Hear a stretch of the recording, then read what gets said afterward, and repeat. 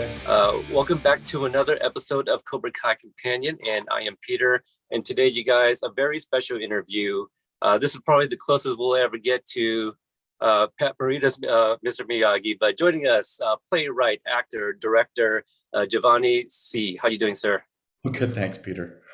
Yeah, so many things to talk about. I mentioned actor. Not only are you a stage actor, you for about 20 years you actually acted in a lot of television shows and some movies as well. Yeah, that's right. Pretty well. Right up. Well, you see, I guess my film and TV career kind of came to a bit of a stop because I became the artistic director of a regional theater in Vancouver, and that was so full time. I just stopped auditioning for film and TV around 2012, but I would love for that part to resume again, but it's been, I guess, partly on hold because my theater career is so busy as a freelancer, and partly because of this pandemic. So, Yeah, we'll definitely get to something that I read up on. Let's go back and learn a little bit more about you. You are Filipino Chinese that's right. and born in Manila. How long were you there before you moved to Toronto? Not at all. Like, and actually, my first stop in Canada as an infant, so I was still a babe in arms, was Vancouver. So the first 4 years of my life were in Vancouver, and then but Toronto is my hometown. I spent between the ages of like 40 and 44, we're all in Toronto. So. What was it like for you growing up? Were you always into performing arts? Oh gosh, no, not at all. I don't have anyone else in my family with the real arts background. Like there are artistic people. Like my sister is a wonderful writer. My brother is a very fine musician, but none of us ever even contemplated a life in the arts. And so, like a lot of young people, like everyone in my class was sort of on a math and science track, and I was always pretty good at those things. So I actually have an undergrad degree in engineering, of all things, and practiced engineering. I was in the corporate world for 4 years after graduating, so I got a late start to acting. I had done community theater, mostly musicals, and that was my first love, musicals. So I guess about 4 years in, at the age of 24, I decided I want to be an actor full time, and that's kind of how it started 30 years ago. This is my 30th anniversary year as an actor. So, Congrats on that. Um, Now, being from Toronto, were you able to catch Disney's Turning Red? oh gosh, yeah. I What did you mean think? that lifts my heart because I mean Toronto is my hometown, and Domi just obviously her love of Toronto is like mine. It's so recognizable. It's so it's so familiar. The household that she grew up in, the Toronto that she loves. So that just really spoke to my heart. Yeah, you mentioned uh, gosh, I'm forgetting the word that you used, but I know that you dabbled in some math, and during the pandemic, you actually volunteered to tutor some kids as well. Yeah, yeah, that's so funny. Yeah, wow.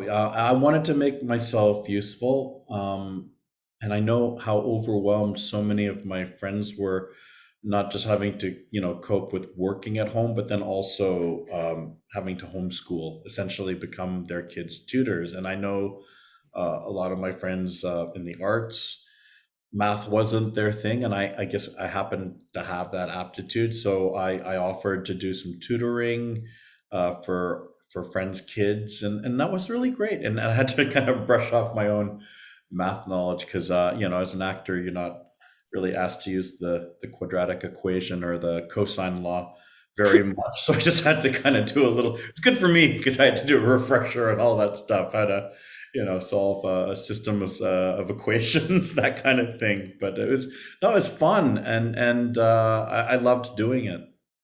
Yeah, my 9-year-old, he did some distance learning as well as many kids. So sounds like you were kind of doing it when everybody else was learning as well.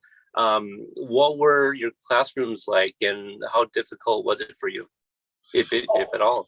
Yeah, it was always one on one, Mm. and I I learned a lot from how to try to tutor online. It was really great. It wasn't too like thankfully none of the kids were doing calculus or anything particularly hard, so it was a pretty easy brush up. I just kind of had to stay one class ahead of all the kids.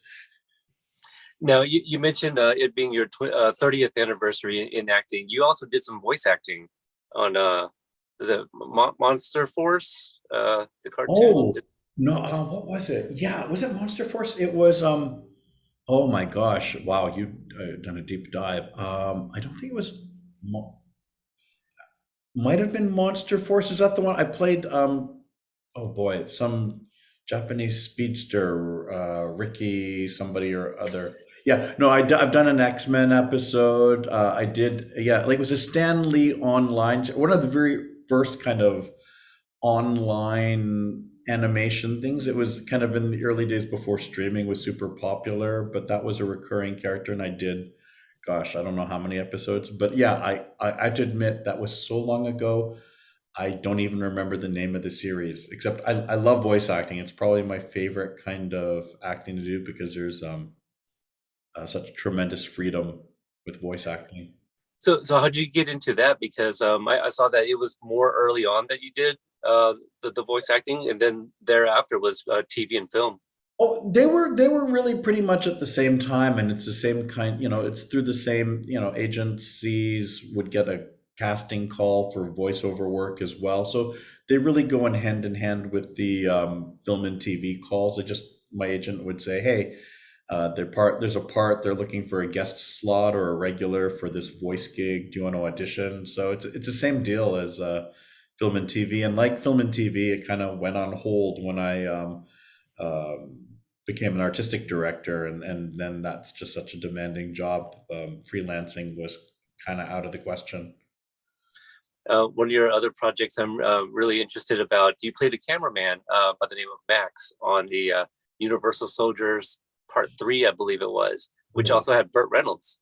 That is right. Yeah, Burt Reynolds and that guy from Evening Shade, Matt. Oh boy, he was the lead, and I'm sorry, Matt. He's a regular in Evening Shade. But I got to meet and work with Burt Reynolds late in his career.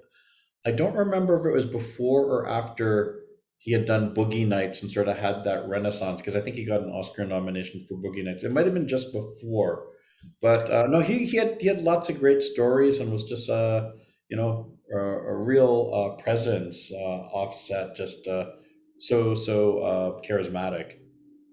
Yeah, I that's actually available on YouTube in its entirety. If Is anyone, it? I never watch my old stuff, and you're digging up some pretty old stuff. It's great.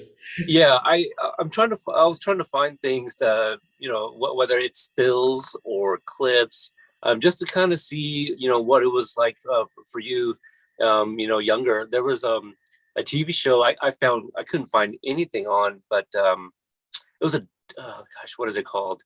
Side Effects. It was Oh yeah, that's kind of the most substantial role I ever played, and it was and I guess for anyone who's kind of listening to your podcast, they should know like I'm Canadian.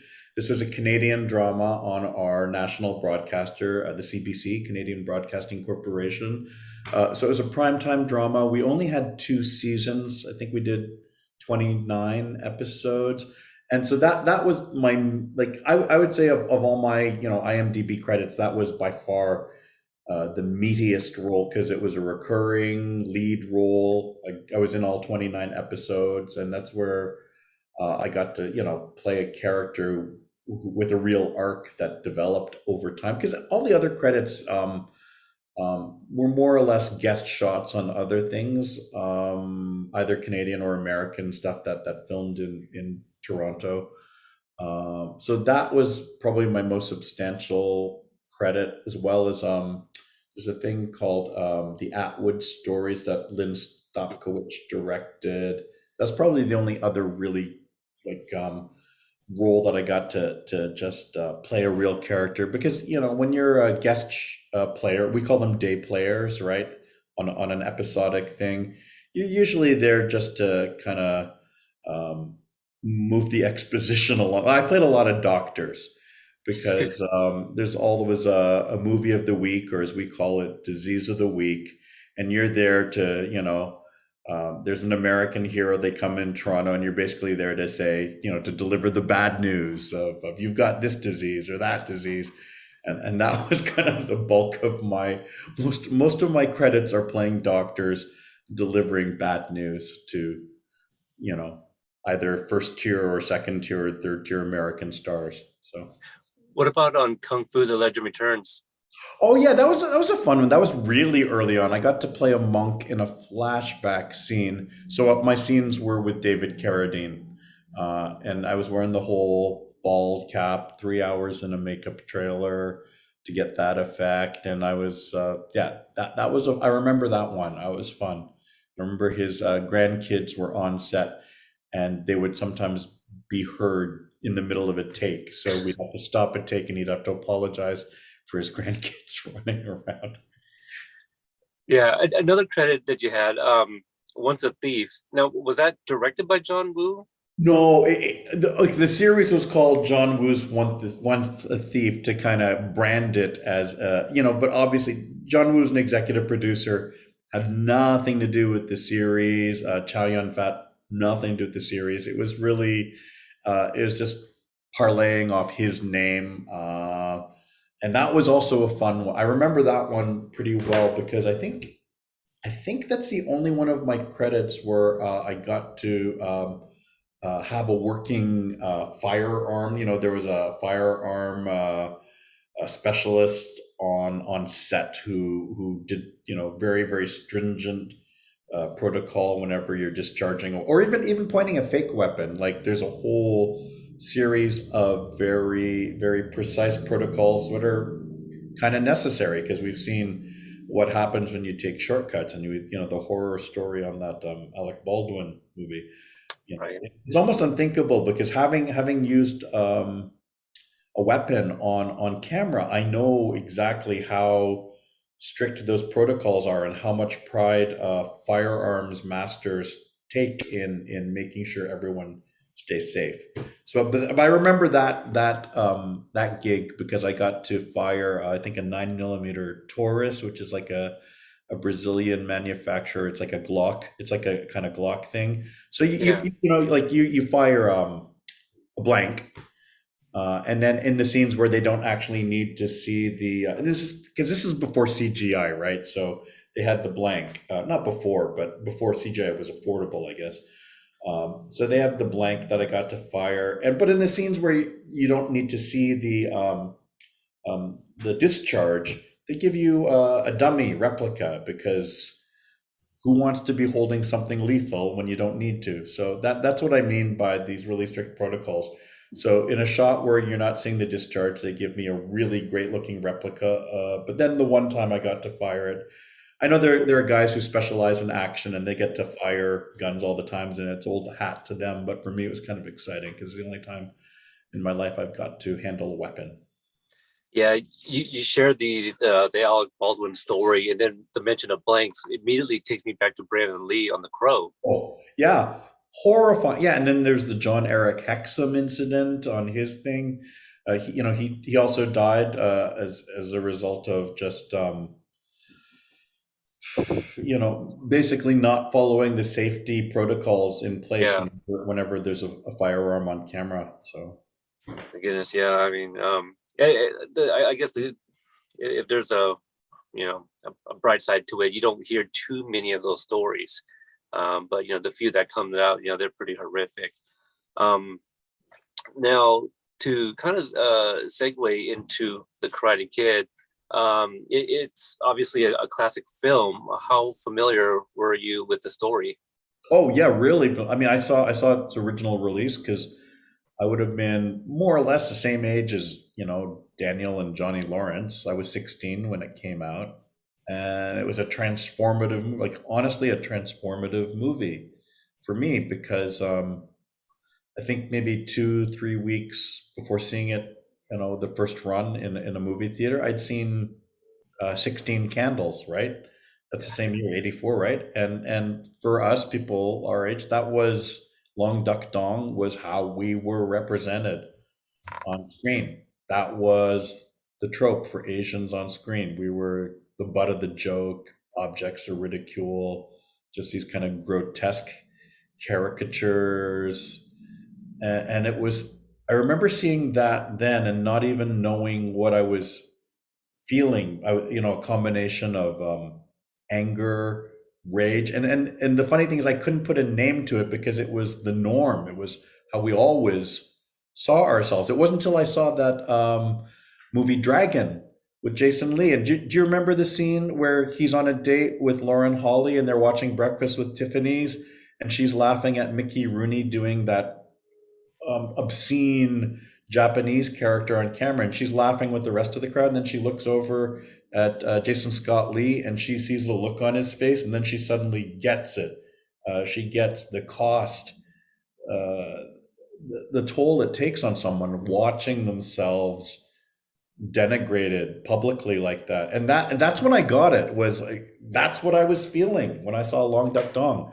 It was just like that moment in that movie, and I couldn't put a name to it. But then 3 weeks later, I see the Karate Kid, and here is his character with humor and dignity and a real character. Not, and he wasn't this magic Asian character who just like he had his faults and his flaws. Like that drunk scene was so important because we saw that he's also someone who suffers and has pain. And so what Pat Morita and Robert Mark came and created, I don't even, I think I got to talk to Robert and he knows it now because he's heard the same thing from dozens of people. But what it meant to people of my generation, it was so important because we had Pat Morita and we had George Takei, and Robert Ito was on Quincy as Sam, but there were very few actors represent, and no Asian women, which is terrible. But there are so few actors representing Asians in any kind of positive light at that time. So Pat Morita was a hero to a whole generation of Asian actors, like of my generation, because we didn't have anything else other than George Takei to really latch onto for any kind of inspiration. So yeah, I remember it. Yeah, I remember it clearly. I wouldn't say I watched The Karate Kid like obsessively over the years. If it was on TV, I'd always watch it, and I know it well from just seeing it over the last 30 odd years, just kind of seeing it bits and pieces. But I don't think I wouldn't call myself a binge watcher of it, but I know it well. And of course, when I got this gig, I had actually planned not to really refer to it that much, but turns out my wife had never seen the movie, and I wanted to watch it with her. So we watched that. Oh, and of course, yeah, I would say I remember I watched number 2 and 3. I think I watched the Hilary Swank one. I don't even remember. I mean, I probably did. I didn't see the reboot with Jackie Chan and is it Oh, Jade? Jaden Jaden? Smith, yeah. Yeah, I didn't get to see that one. And but I have been watching. Even before I got this gig, I watched Cobra Kai, and I love it for.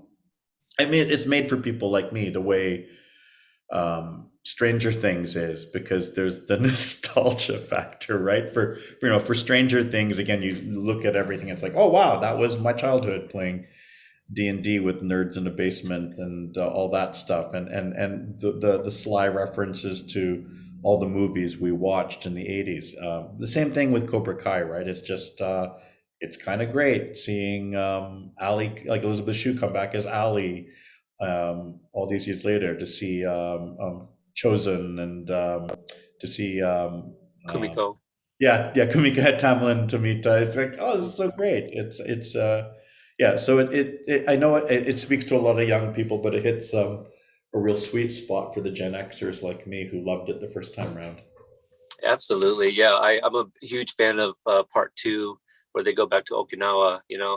Um, just to go back a little bit, like I have shared the exact same story. For those that tuned into my interview with Robert Mark Kamen, I mentioned to him that I did a Miyagi character analysis last year, which is on our YouTube channel, where I took a deep dive into his time in service with the 442nd, because so little of it was known. Yeah. And we looked up all the ribbons and medals that he was awarded, and kind of had a discussion what someone would have gone through to have been awarded such medals. But I have also, on that very video, I've referenced Long Dok Dong and, the representation of Asians at the time. And I've had conversations with the exact same reference of the last, no, not Last Dragon, but Dragon, the Bruce Lee story, directed by Rob Cohen, I believe it was, who also did like Fast and Furious and things like that. But yeah, that very scene, it resonates with me as well. And Yeah. And I don't remember what year it is. That the early 90s that they did Dragon? I Or I believe don't 93, Oh, 93 okay. sounds Yeah, right. it's so funny. When I watched that scene, it's like I knew I had a name, or not a name, but I had a.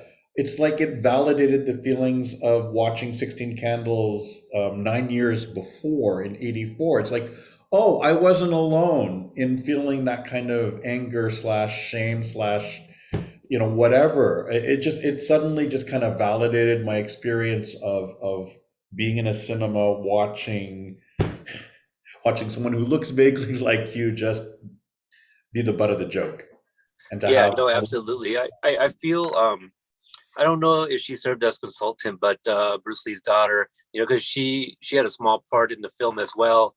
And as I understand it, they wanted Brandon Lee to play the role, which he turned down to play his father.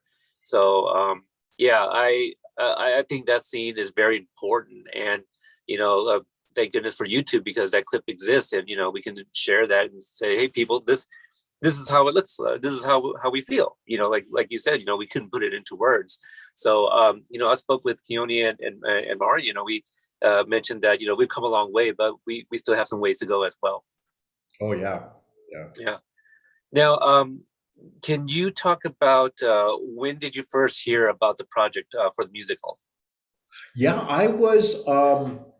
I'm still kind of based in Calgary right now because I'm after 30 years professionally, I decided I would like to get my master's, my MFA in theater, since I didn't ever got my undergrad degree. That's not why. No, it's more because I'm interested in teaching, being like a theater professor, and of course I need to have a post grad degree for that. So anyway, I'm there. I'm just started rehearsals for my thesis play, which is a play that I wrote, my own adaptation of The Way of the World, set in a crazy rich Asian Singapore. I started that January 3rd, and then I got an email from my agent January 7th saying, hey, the casting agency wanted to know if you wanted to put an audition tape in. And my first thought was, honestly, I am way too busy doing my thesis play, and I have no chance they're going to cast an American. And fortunately, my wife talked me off that ledge and said, just do it, but promise me one thing: if you submit a tape, don't just go through the motions and do something half-assed. Like, really try to do a good audition if you submit it. But she basically said, just do it, because you never know. Sounds like a great project. Like, I knew from the casting call that Amon San was directing, and that Keone and Mario were involved, which just, so I knew it was going to be amazing. I really thought, wow, this is going to be amazing with those, the combination of those guys on board. And I'll be honest, I didn't know Drew's music at the time, but I went and listened to some of his stuff, and I thought, okay, so I knew that this is going to be really good. So I put a tape. I auditioned by video. That's the only audition I ever did, was the video where I did a couple of scenes and the song Balance, a short excerpt from the song Balance, that's still in the show. And then I didn't hear back until, 2 days before the opening of my thesis play, this show, The Tao of the World. So that's February 9th. My agent says, hey, the producers, Kumiko, Yoshi, and Brendan Walsh would love to talk to you. So the day before my opening, when I'm crazy busy, I of course made the time to Zoom with the two of them in New York, and they just wanted to talk. I thought maybe it would be a callback or they'd ask me to do something, but they just wanted to get to know me. So we had a really great conversation. And towards the end, it was this weird thing where it sounded like I had been offered the role, but I wasn't entirely sure if I had booked it. Like they were talking, like, well, we're so happy you're available. We can't wait to, get started. And I thought, does this mean I have the? And but I guess I was too intimidated to ask for sure. So does this mean you want me? And B, I was still thinking about my opening the next day, so I just kind of left it. And then on Valentine's Day, I was having lunch with my wife Liana. We were in Banff because I my show had opened and closed. It was just a 3 day run, so we're in Banff working on a play together, a different one. And I got the call at lunch that, yeah, they'd made me an offer. So that's when I found that's a chronology. I found out January 7th, sent in a tape the next week, and got the offer on Valentine's Day. And that was this year. This year, all this year, yeah, it happened really fast. Yeah, because some of the people in the cast have been involved in multiple workshops. Like Alan has been involved for a long time. Kate Baldwin has been involved at various many stages of development. Jake, I think, was in the September 2021 workshop as well. No, but all of this has happened since January of this year, so it's been very fast and very surreal. Yeah, we'll definitely get more into that because you mentioned the your play that you had. There's another play that you wrote, Nine Dragons. Yeah. Can you talk a little bit about that? That sounds very Yeah. interesting. Yeah, Nine Dragons is a detective story that is set in 1924 Hong Kong, so old colonial British Hong Kong, and it's kind of like a noir-ish play with a detective Tommy Lamb who's trying to solve a series of murders in Kowloon, and at the same time he's trying to find this serial killer. He's fighting pretty terrible racism within the Hong Kong police force. So it takes a kind of a standard genre and gives it a bit of a twist because it's centering an Asian character fighting systemic racism as much as trying to solve a case and trying to figure out who he is. So that was a play that opened in 2017 in Calgary. I wasn't living in Calgary at the time, but it was a three-city tour. It went from Calgary to Winnipeg and then to Vancouver. Did very very well. Won a couple of awards, and now I'm working on a prequel to that. The same character Tommy, but a younger version of himself. So it's set in 1911 Hong Kong. So that's one of the three kind of big writing slash directing projects in development right now.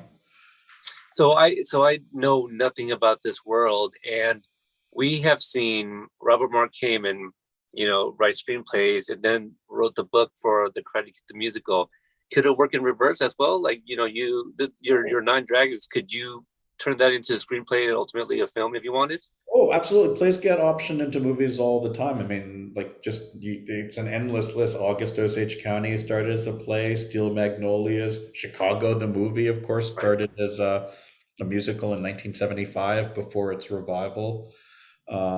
So no, for sure. A lot of, I mean, Nine Dragons in particular would probably be a really good one in a different medium, either a film or like a limited series on a Netflix or a network. Yeah, yeah.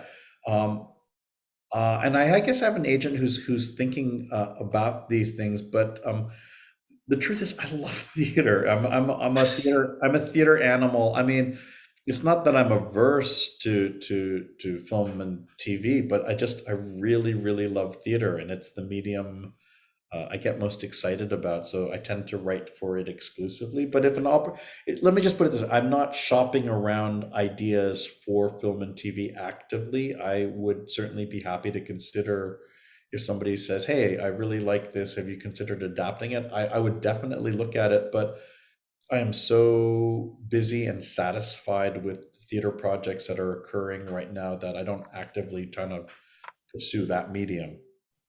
I think there's a quote that you mentioned that you would die on stage. Did I say that? I probably something idiotic I'd say, but I would happily die on stage. Yeah, in a literal way. I've died on stage in a metaphorical way many times already. I Sure. mean, So for the character of Miyagi for the musical, obviously the character is so iconic, and people hear the words or the name Pat Morita and Miyagi. There is almost one of the same, and obviously they can hear his voice, they can see what he looks like. What was there any specifics in the musical's version of Miyagi that they were looking for?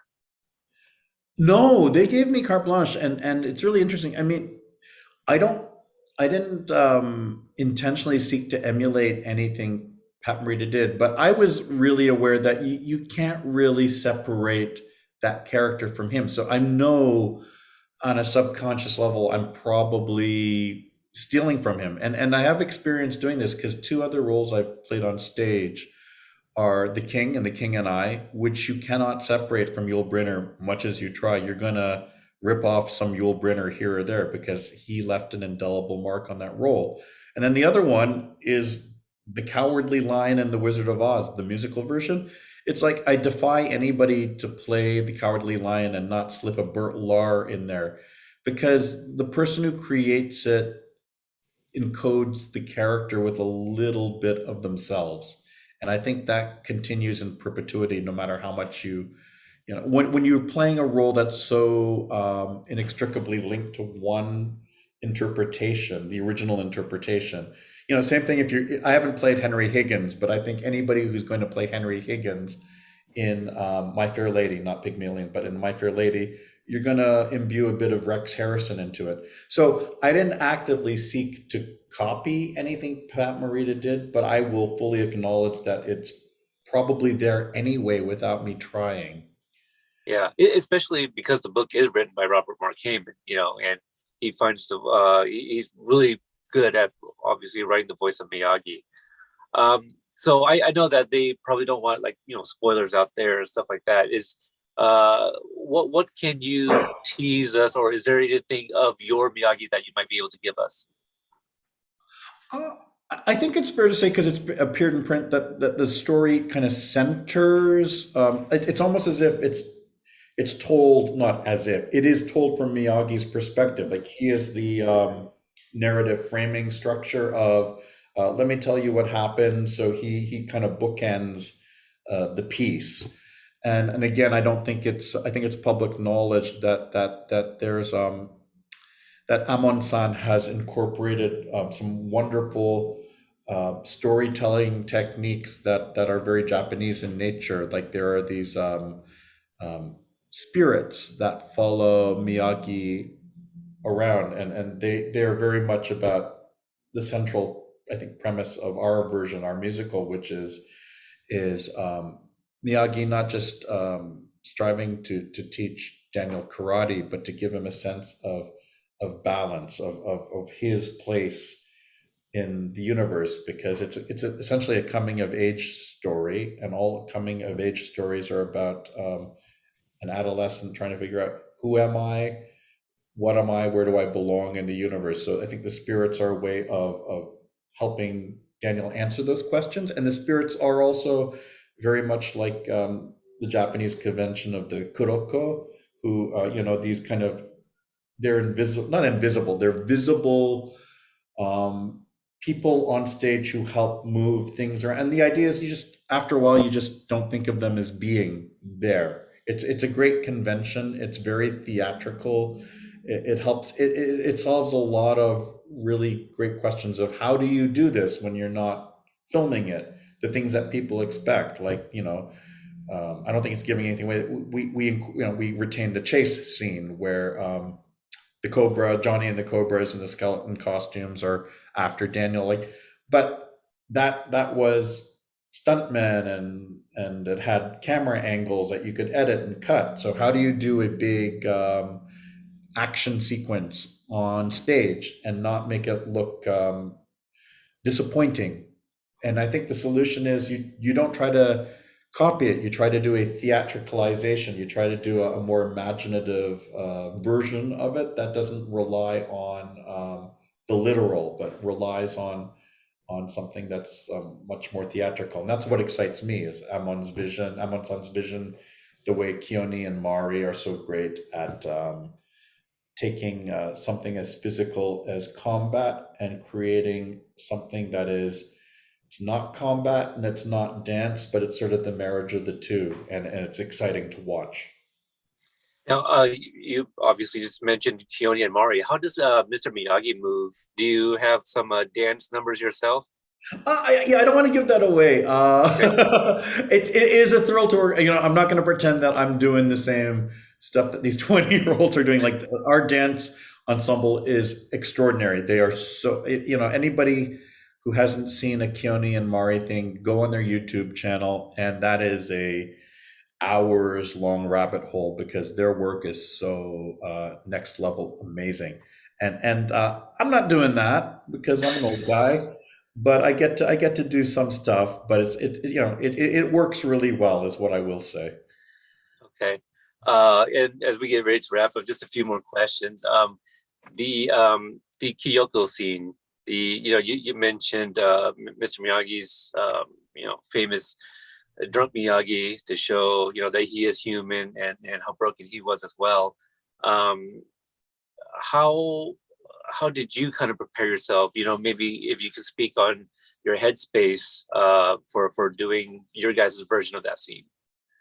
Yeah, it's a very sensitive scene for sure, and I think as an actor we rely on our own experience and what we can bring uh, to it's the same process. You're thinking, what is it that I want? What is it that is an impediment to what I want? The intention, obstacle, and then that substitution portion of what do I bring from my own experience that allows me to that is as close an analog to what the character is going through. I have not lost anybody, the way I haven't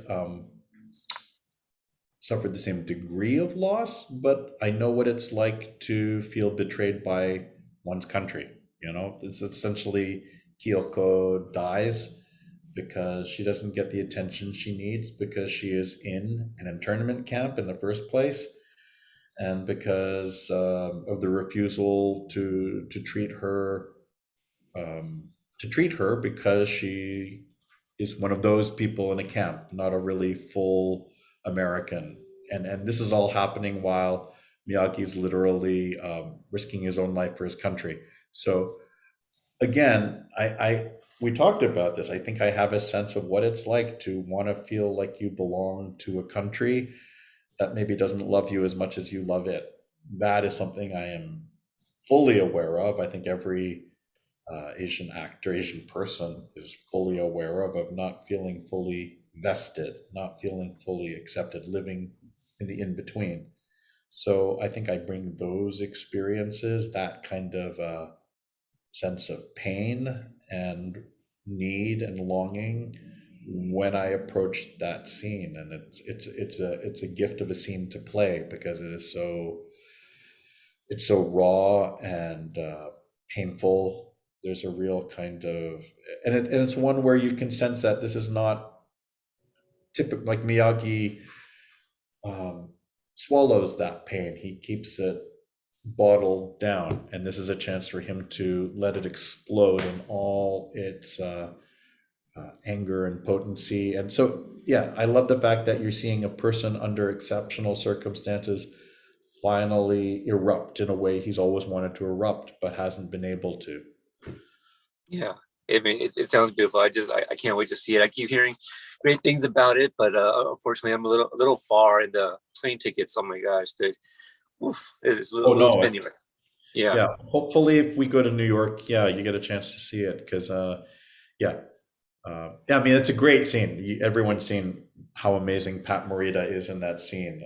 It's probably the scene that got him his Oscar nomination, very well deserved nomination. It's a brilliant scene. Pat Morita played it to the hilt, and I hope I can, even approach a bit of that level of genius because is a gift of a scene to play. Robert, yeah, it's a beautiful, beautiful piece. So Yeah, it really is. The well, what a lot of people I think what they also like about the original Karate Kid movie is the character dynamics between Mr. Miyagi and Daniel-san. Can you talk about your working relationship on and off stage with John Padosa? oh, I love John. He is amazing. He carries the like the rest of us, the principals. We have two or three. John is singing, and I didn't count, but it's got to be like at least eight, if not maybe 10 numbers. So it's and he's got all the physicality of the role on top of that. It is a demanding role, and John just excels in it. He's a joy to play with. He's such a generous and present scene partner. He's always there, and he's always listening. You always feel that I always feel like I can play and bounce back things, try new things, and be very much in the moment with John. And off stage, he's just a lovely human being. So one of the real pleasures of being involved in Karate Kid the Musical is working with John, working with this whole company. It We love each other a lot. There's a lot of really uh, beautiful human beings involved in this production, and yeah, I feel very blessed to be able to go in every day and just play around with these insanely talented and very lovely humans. Yeah, everyone seems to be like family, from what we're seeing on social media. And I'll end it with this. What advice can you give to people who want to do what you're doing? Whether it's to write plays or work in theater, things like this. I think the advice I would give is just always focus on the work, because what we do is in the public arena. There's going to be a lot of people who want to tell you you're terrible or tell you that the greatest or whatever, and I think if you focus on the work and you don't get let the highs get you too high and the lows get you too low, and you tune out the noise, because people either trying to blow you up or tell you or tear you down. That's noise, and it's really about the art form, whether you're an actor or a writer or a director. It's about the craft, and learning the craft and excelling, and learning to be your own harshest judge. And if you can please yourself, the faster you get to the point where you just really aren't trying to please anyone else but yourself, those when you get to that point, that's when you really start to blossom as an artist. And that is a very hard place to get to. I don't think I got to that place for 15 or 20 years. Some people get to it right away. It took me a long time, but strive to get to that point where it's just about you and your relationship to your craft, and that's the best advice I think I can give. Fantastic. And is there anywhere people can follow you if they want to follow your journey? Oh, no, I'm terrible at no, you probably found out trying to research me. I have a Twitter handle. I am a very reluctant Twitter user. I find my life is much happier the more I stay off social media. It's probably best for a lot of people, to be honest. Yeah.